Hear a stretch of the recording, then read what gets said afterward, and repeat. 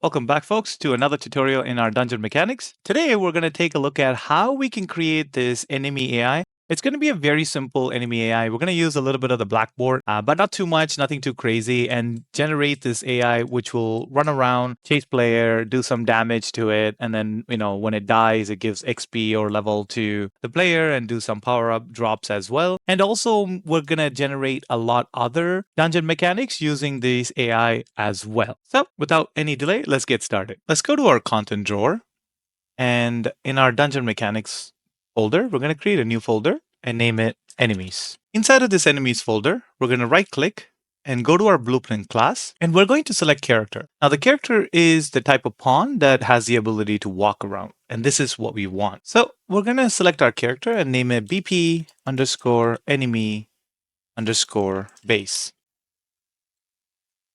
I went to Fab and I downloaded this Minions pack from Paragon. It's free to use in Unreal Engine. And it also comes with variety of minions for us to use in game. I've already downloaded it, and this is what we will be using throughout this tutorial. So let's go back to our third person map.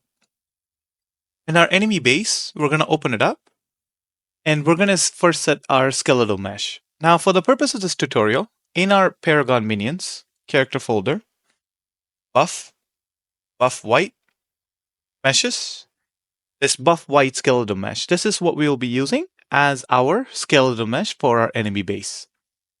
Once you drop in the skeletal mesh, we need to now put it inside of this capsule. So I'm going to bring the buff down and also rotate this minion by 90 degrees so it's facing the direction of the arrow. And also I'm going to change the perspective to left so I can bring the buff in line with the bottom of the capsule. Okay. It's a little bit below the capsule. I'm going to just go minus 88, and that would be right there. We need an animation blueprint for this character. I'm actually going to go back to my dungeon mechanics folder.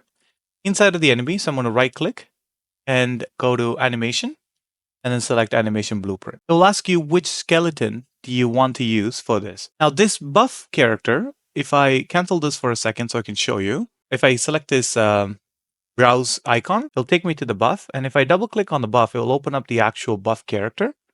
And if I click on this skeleton, or even if I hover over it, it'll tell you exactly which skeleton we're using. It's the minion underscore skeleton. And this is what we want to use. So back in our enemies folder, I'm going to go and select animation, animation blueprint, and search for minion underscore skeleton. And this is the skeleton that relates to buff. So I'm going to name this ABP for animation blueprint underscore base enemy. Now I can go ahead and open this up. I can close this minion skeleton and also this skeletal mesh. We don't need those two anymore. Now in our enemy base, we have to start adding some animations to the actual character. So if I go back to the Paragon characters and buff, I'm going to right click on this buff white and click on add to favorites so it shows up in the favorites rather than having to look for it every single time. Inside of this buff white animations folder, there's actually a blend space that is created that it comes with the actual download, and it's free. If I hold control and if I move this around, I can see that the full animation for the character for going forward, backward, everything is already set up using two axis functions. The horizontal axis would be the direction, and also the vertical axis will be the speed. So as long as we set up direction and speed for this character, we should be able to use this blend space. And this is what we're going to do. We're going to close that, and we're going to go to our content drawer. And in that blend space, we're just going to drag and drop inside of our animation blueprint. And take this animation pose and connect it to the result and then compile.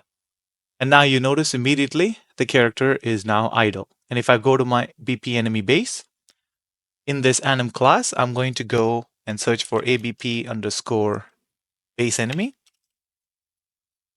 And if I select it, now you see in game, our character is now in our idle pose. This tells us that our animation blueprint is working very well. Now the direction and the speed, we want to get it directly from the enemy, not manually set it up. So what I'm going to do is go to my event graph here inside of the animation BP. Off of this try get pawn owner, I'm going to say get velocity Off of this velocity, I'm going to say vector length. And this is my speed. So I'm going to drag off of it and say promote to variable and say speed. And connect this to my update animation. Here. Compile and save. Now we need to create our direction. So we're going to right click and I'm going to search for calculate direction. And there's an actual node for calculate direction where you need to give the character's velocity and the base rotation. So we already have the velocity here. So I'm going to drag it and connect it into our velocity. And for the rotation, I'm going to drag off of this and say get actor rotation. I'm going to drag this and connect this to our base rotation. Drag this return value and say promote to variable and name this direction. And connect this execution pin, compile, save. Now you see it's running, and now we go back to our Anim graph and then drag the speed and then plug it to speed like this. Drag the direction and plug it into the directions as such. Now it will get the direction and the speed from the actual character movement in our character movement component here, and then set the direction and the speed accordingly.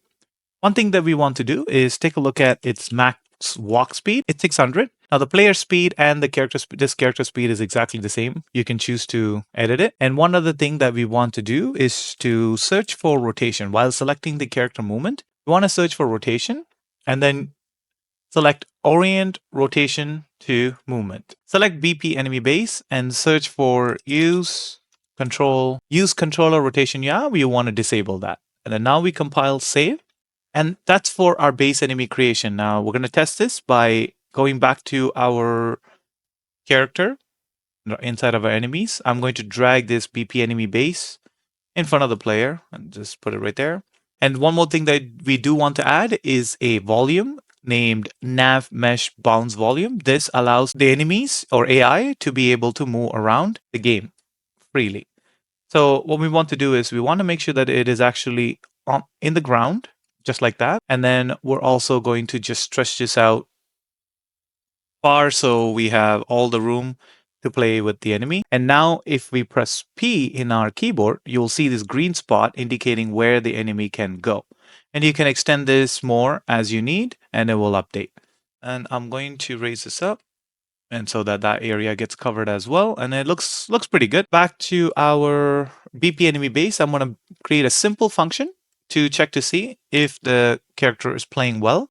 I'm going to just drag off of this and say AI move to. So there's the AI move to function.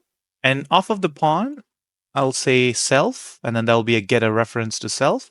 Off of the target character, I'm going to say get player character. I'm going to also select the stop and overlap so the character will stop on overlap. When it does reach the player, I want to do a delay for about 1 second. And then off of completed, I'm just going to drag it back into this AI move to, so it goes on a loop. Compile and save. Now let's go ahead and test it. Once I press play, you'll notice how the character comes and chases me around. And when the character touches me, it's going to stop for a second, and then it's going to start running again.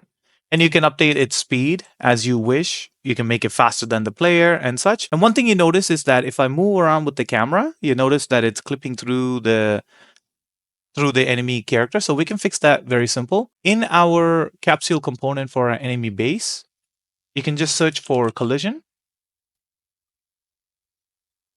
Under this collision preset where it says pawn, we're going to select custom and that will open up the collision settings. And this camera, you're just going to click on ignore. It's on block. We're going to go ahead and say ignore. Now, if I were to rotate my camera around, it should work completely fine without clipping it and having that weird interaction. And our enemy is now set up and ready for more and more functionality. In our next part, we're going to take a look at how to make the enemy attack the player once it reaches the player. So make sure you subscribe so you get notified as soon as that video gets released as well. If you really like this video and if you have learned anything from this video, I kindly request that you leave a like. And also, you can leave a comment if you want to see the enemy do something specific that may help with your game development as well. So thank you again, and I'll catch you on the next part. Thank you, Merle Peterson, for joining the Patreon and supporting this channel to grow.